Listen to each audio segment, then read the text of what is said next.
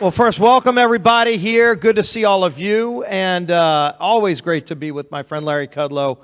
We got to work really well together when he was in the Trump administration in the White House.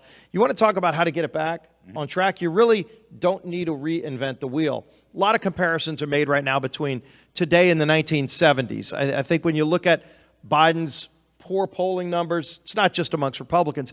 It's something like 64% of Democrats don't want Joe Biden to be the nominee in 2024. That's Democrats.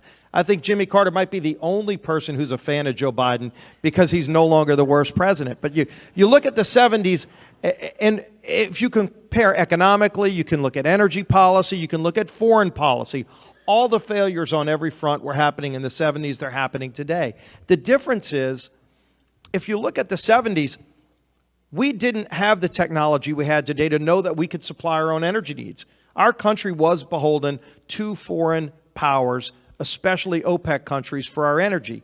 We unleashed American energy during the Trump years, and we did it through very smart policy. It wasn't accidental. The technology was growing, but if you go before, the Obama administration had actually shut a lot of our ability to develop our own resources down. Trump came in and opened things up. And what did that yield?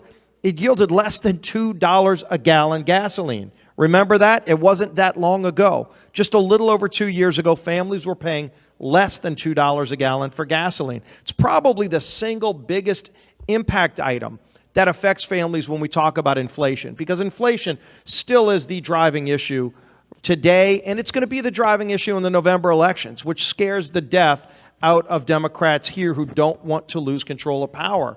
The thing is, they won't work with us to change the problems that they've created.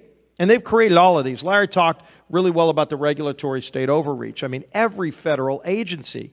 You pick your agency from the EPA, which is still, even after the Supreme Court ruling, going after every administration, trying to impose the Green New Deal, even though they can't pass it legislatively in a Democrat-controlled Congress. The Department of Energy, you see, their secretary, she laughs when they say, what are you going to do to produce more energy? She laughs about it. She thinks it's funny. It's surely not funny for us. Department of Interior won't issue a single new permit for drilling onshore federal lands.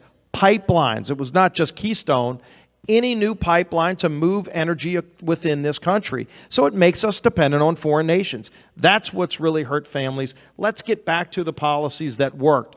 Open up our energy reserves. Stop printing money. How about that? No more multi-trillion-dollar bills, where they're still trying to pass one right now. They're still trying to pass Build Back Better. Larry's best comment, and we use it all the time, is save America, kill the bill. The bill is not dead. As Lindsay over there knows, it's like a zombie that just keeps coming out. You shoot it down, it comes back, and they still want to bring it back again. We've already seen what they've done to wreck our economy with massive spending and crazy far-left socialist regulations. Stop the madness. Help is on the way in November, but for the meantime, we need to stop the damage that's already been done and then focus on reversing it.